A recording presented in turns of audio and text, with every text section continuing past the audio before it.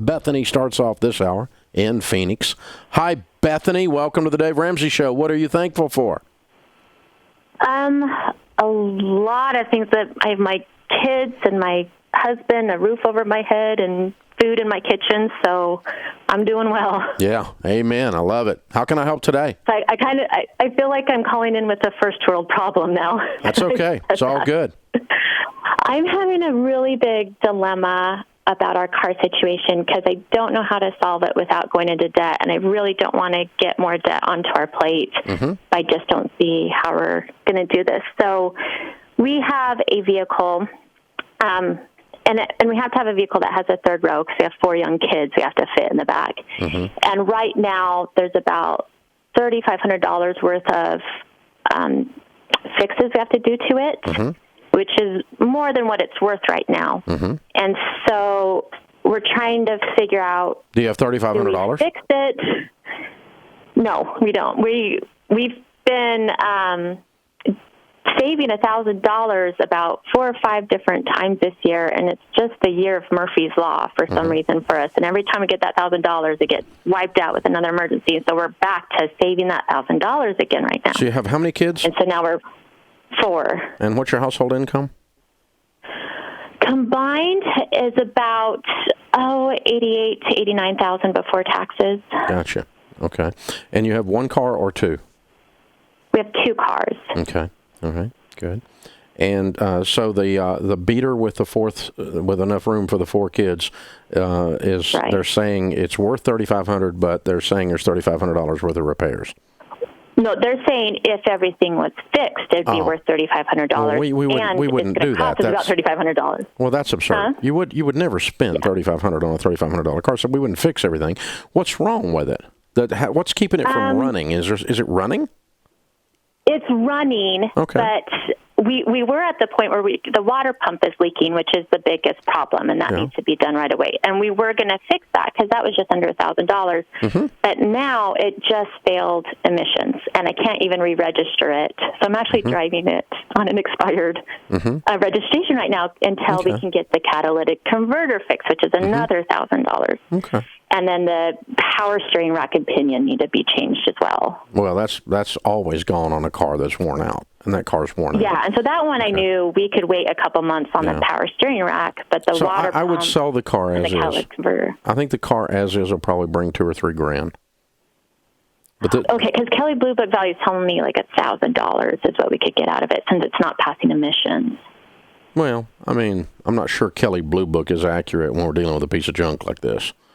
So, I mean, it's a car that's worth anywhere from $2,000 to $3,000. You've got the emissions, but there are most people that put a catalytic converter on that car are going to do it themselves. That is not a car you take to a mechanic and spend $1,000 on to pass emissions.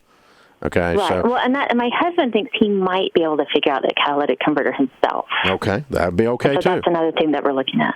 That would be okay too.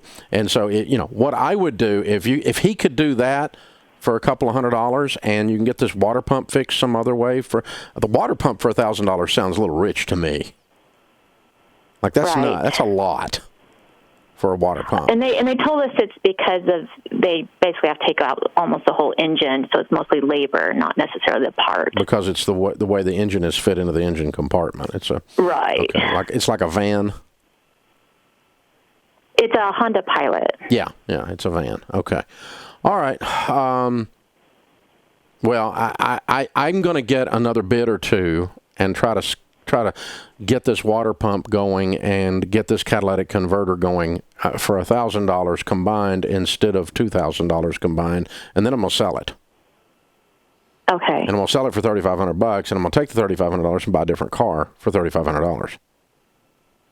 Because you don't have any money. And no, I'm not going to tell you to go into debt. I know you're frustrated. I know this is driving you crazy. But you've also got a mechanic here that's giving you ridiculous advice. Anybody that seriously suggests... That water pump was from 2 different quotes, so they were pretty similar. Anybody that suggests you spend $3,500 on this car is not giving you sincere advice. Okay. That's absurd. I mean, it's asinine, and you knew it, right? You knew not to do it. Yeah, and that's why. So you haven't found. We're not going to spend that money on a car that's going to break down again in another month. Well, they might all break down. You never know. But we're not going to spend $3,500 on a $3,500 car. That's just nuts.